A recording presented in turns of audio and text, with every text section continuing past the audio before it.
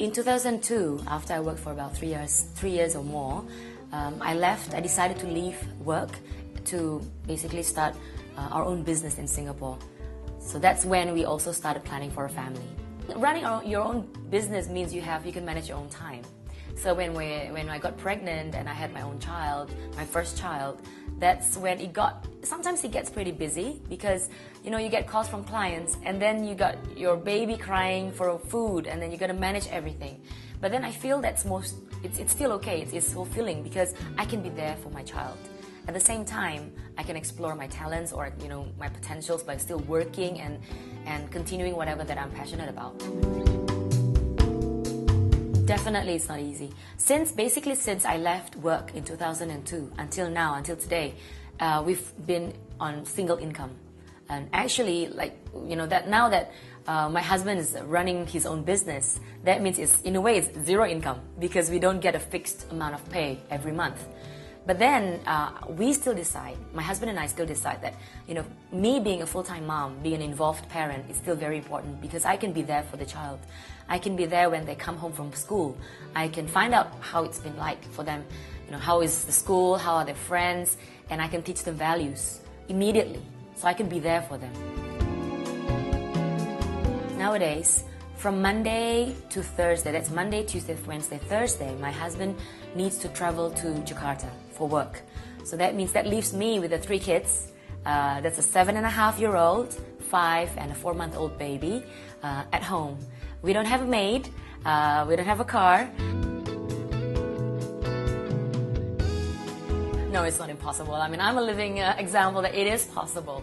Singapore has such, fantastic, public transport system. So you can just catch a bus.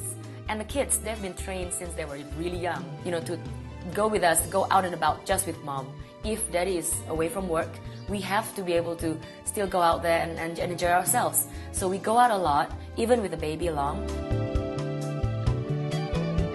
For example, in a day, I would wake up in the morning, wake the eldest one because she's in primary 1, and then I would get her ready with breakfast and and everything. Then she's in uniform and she's ready to go. That's 6 o'clock. We'll wake up 6 o'clock. We'll go out the door at about 6:55. And then the second one, who is not yet at school but in kindy, he wakes up still asleep and he'll tag along, and I would carry the baby in a sling. So we take the public transport. That's right. We have to. We can't leave the kids home. Yeah. So the kids will come with us and send the biggest sister to school. Basically, after we send her to school, then we come back home. So it will be just me, the baby, and the 5-year-old son. Then we come back home, and then sometimes we take just a few minutes sleep again together, and then we're gonna get ready. I get the second child ready for school, breakfast and everything. Then he'll go by school bus at 10:30. That leaves me and the baby. But then at about 1 o'clock, I'll bring the baby along with me.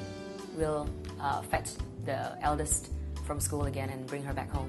Maybe not that many people do what I do, but because I guess it requires a lot of juggling.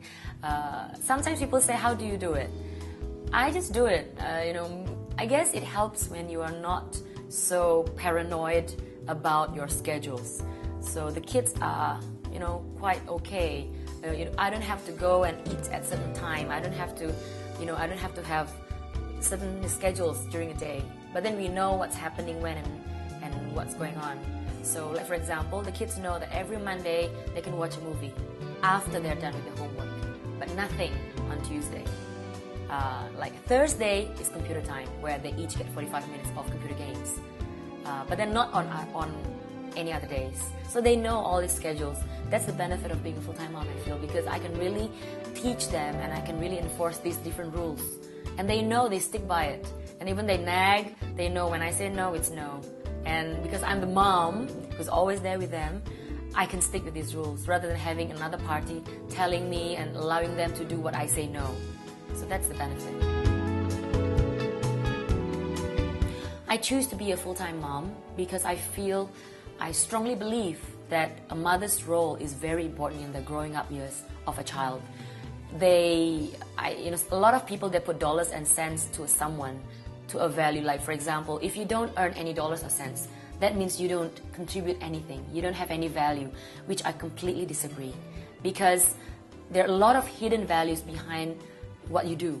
Like, for example, when you raise a child, you build their characters. You cannot put dollars and cents to it. But when the child grows up with sense of security and they have a good character and they have, like they go out there with integrity, they go out to the workforce, an adult, that contributes to the society. And that, if you go back a few years back, that's where a mom is there, behind everything, behind the building of a child. So that's why I firmly believe that being a full-time mom, an involved mom, not just a full-time mom. The difference is somebody can be a full-time mom, but then she may not be so involved in the child. Like, she lets someone else take care of the child completely while she focuses on something else, but she doesn't work 9 to 5. But she's a full-time mom, a stay-at-home mom. But she doesn't teach the child, she doesn't get involved, she doesn't bond with the child, she doesn't really share with the child.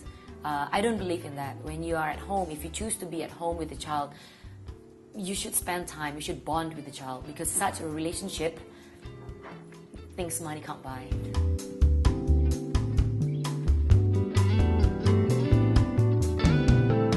That's the thing. I think I love how they say, there are many things that money can't buy. One of it is being a full-time mom, an involved parent, because you cannot really put a value to it, but it's so precious. That's why you can't put a value to it. It's like air. You can't just, it's free, but it doesn't mean it doesn't have any value, because we all need it. It's like us being there for the child. The child needs us. The child needs our love and our time, not just toys. You can give them toys, but they really want you to be with them. That's the thing. I tell myself that this is a long-term investment. Children will not really appreciate what you do. That's why probably the society sees parents, being a mom or being a parent, a full-time parent, it's difficult because the children don't value you. They don't appreciate, they talk back at you and all that. But at work, they give you money, the bosses can praise you, you get, the colleagues appreciate you. But at home, you do stuff for your children and the children can just, Mom, I don't like this, I don't like that, and you don't feel appreciated. But I don't see it as a short-term thing, I see it as a long-term thing. Appreciation doesn't come as a 1 or 2 years or even today. It builds over time. I'm investing my time and energy today so I can reap the fruits decades later. Children who grow up knowing that they're loved, children who grow up and knowing that they have value not because I score highly at school, that's why I'm loved. I'm loved because my mom is there for them. There are a lot of things that parents do, and I instill these values to them. Not just I know that they will not just understand all these things. That's why I teach them these things.